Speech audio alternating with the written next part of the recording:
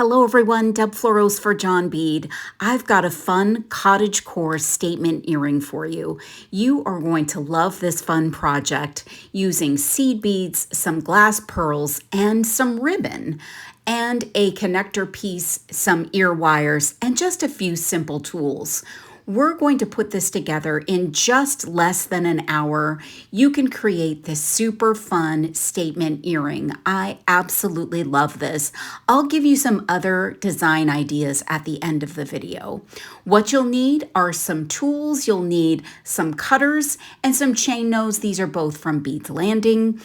I am going to use those just sparingly for this project. You'll also need some scissors to cut your ribbon. And you'll need some connector pieces. These come in a package of 8 and they are 40 millimeter. That makes them great for a big statement earring. This is what they look like. They have a nice generous loop up top. I'm going to use these Bead Landing Czech glass pearls. I'm only going to use the white, so you will need 2 packages of these. I'm also using these pink metallic John Bead seed beads. They are a size 11. They're perfect for this project. Also some 24 gauge wire by Bead Landing. That's great for wrapping our beads. I picked out this celebrated lacy ribbon. It is so beautiful. I love this pink color, very soft and sweet, and it's a little bit stretchy, which makes it great for this project. So you're going to need those 2 things together. They're going to look so perfect, and you're going to need some ear wires. All of this fun stuff is going to equate to our cottage core earrings. All right, so let's get started. I'm going to cut about 2.5 feet of this lace ribbon. Now, you may find that if you choose different ribbon, you may need a slightly different length, but I'm going to cut that from the package and I'm going to set that aside. I've got plenty left to make an additional earring and lots more.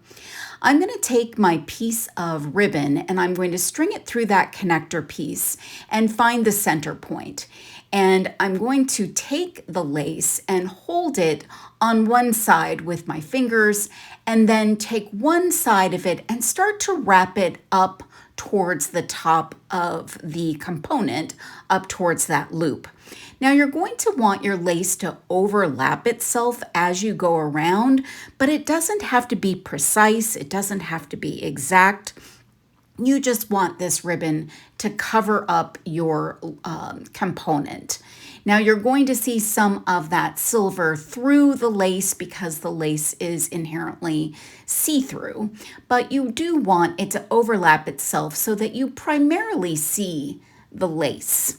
So I'm wrapping and taking that up the side, and it can come loose as you go along, but you just pull on it again and tighten it up and keep going up towards the top.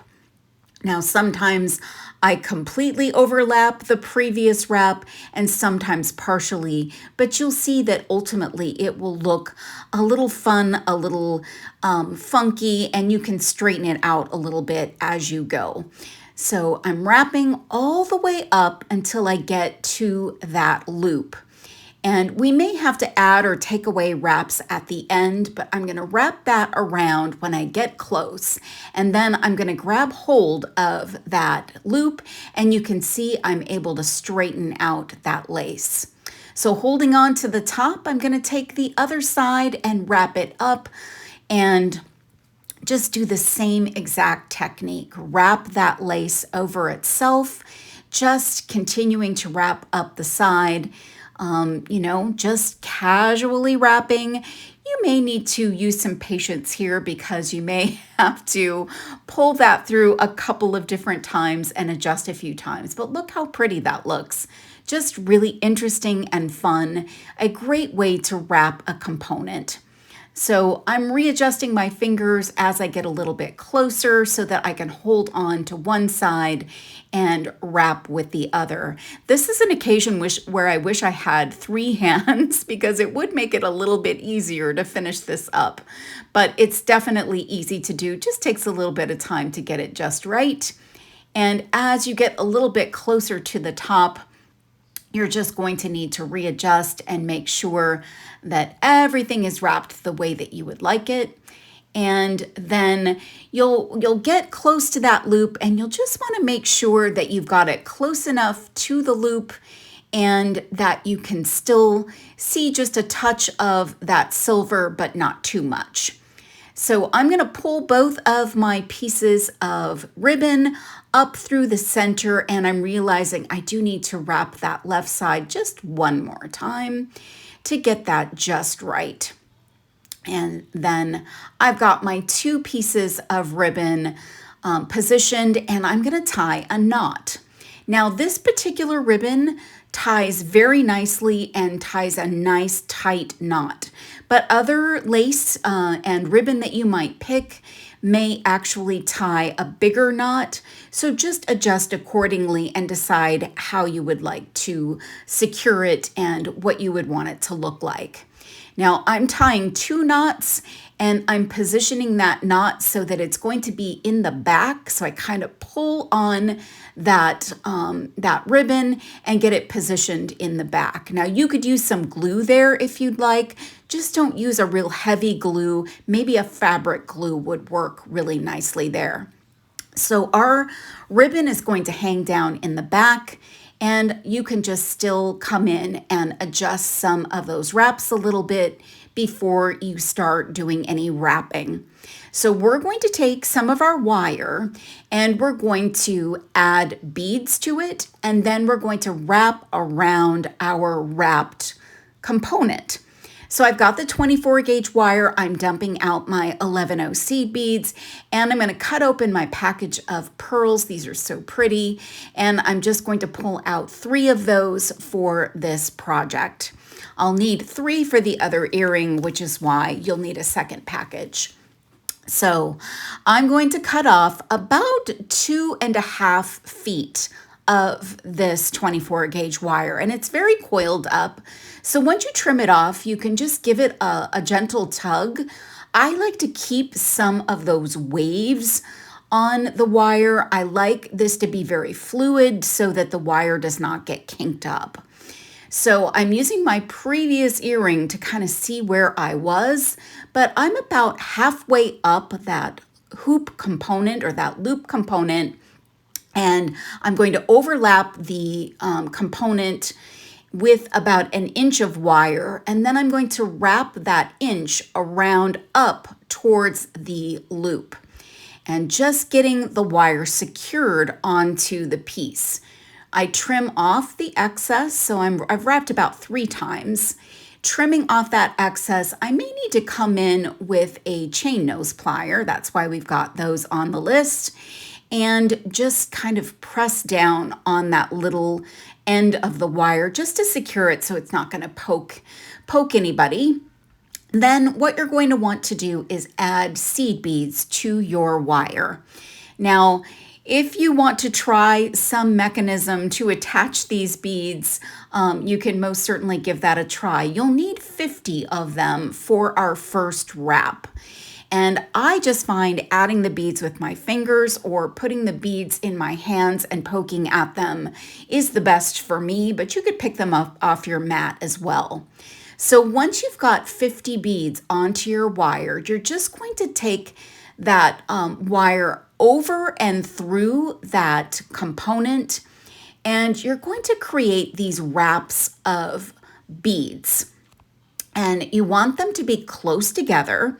So you're just kind of pulling the beads through, holding on to the beads so they are not falling off of that wire. So you just need to be mindful of where your wire is, where the beads are. And you'll also want to keep positioning the beads so they will come together, so you don't have gaps on this wrap. So just take your time here. This is a little bit fiddly here. Wrapping those beads and putting them through that component and bringing all the rest of the wire through can be a little bit fiddly. But just kind of take some very fluid motions to wrap them around and pull the wire through. If you get that wire kinked up, it could create some problems in adding beads later. So just kind of fluidly pull the wire through and try not to make any very sharp or drastic moves with the wire that could cause it to kink. So you're going to keep wrapping and keep wrapping to get all of those wraps with beads on them around your wrapped component. So it's going to look like this, and it's so pretty. So we've got that metallic against that lace ribbon. It looks so pretty. Then we're going to just take the bare wire and do about 3 wraps. So it's kind of securing those wraps on that side. So I just kind of do a little bit of a press of everything, and there you've got your first section of wrapped beads. Now we're going to grab a pearl, and what you want to do is get that pearl sitting on the edge of the component. And so you'll need to pull the wire up a little bit and position that bead so that the wire kind of goes up through the bead and back down, and then you can start to wrap around your component again. I do about 3 wraps as close as I can to where the wrap comes down from the bead, and that should secure that bead very nicely onto the component. And you'll be able to see that that bead hangs down and sits right on your component piece. Now for the section of seed beads next, we're going to do just 25 beads.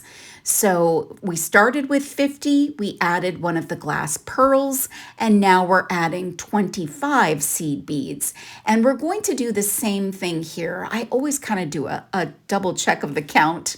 We're going to do the same thing here, just wrap those beads around, being very careful to make sure that the bead wrapped sections are next to each other, and then do a few wraps to secure it, and then add our next pearl.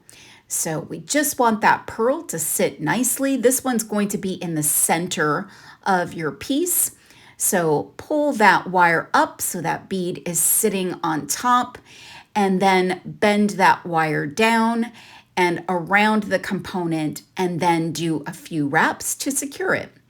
So the objective here is wrapping and securing. That's really all we're doing.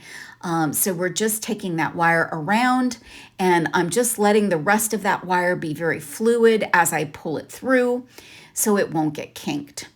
And then I'm just kind of making sure everything's tight, everything's secure. And now another 25 seed beads. So we're doing 25 beads in between the pearls, and then on both sides of the piece are going to be those 50 beads. So there's my 25, and now I'm going to start wrapping again. So I'm going to take that beaded section and just push it through, trying not to kink my wire. Again, this is a bit fiddly, but it's so worth it. The payoff for this project is so worth it. So just doing some wraps and some wraps, and you'll find that you have about 4-ish wraps in between the beads. And that's going to be just enough to give the separation and to bring out that metallic pink on top of our lace ribbon. So pretty, so cool. I love the different textures and the different finishes on all of the pieces and parts of this earring. All right, that looks pretty good. My middle pearl is aligned with that loop. One more pearl we're going to add. We're just going to put that onto the wire, bend that wire so that we've got that bead sitting on top of our component, and then bending that wire back around the component and getting that secured with a few wraps. Now you could decide to add more wraps here. You could even decide to do more beads in between your pearls, or you could do more pearls and more seed beads. You can do all kinds of great things with this fun project. All right, so I've got all of my pearls on. Now it's time for 50 more seed beads, just like the other side, and we're going to wrap just like we did the other sections. So getting all of those beads on, I always do a quick check to make sure I have the right number. I do want these to match as closely as possible. And then I'm going to do my wrapping. And I'm doing this a little further away this time, so maybe you can see the motion of my hands, just kind of pressing the beaded section through the middle of the component, also holding on to those beads so that they're not falling off of my wire. And as you get a little closer to the end, your wire is going to be shorter. So in some ways that seems a little bit easier, but in other ways it seems a little bit harder. It's hard to explain.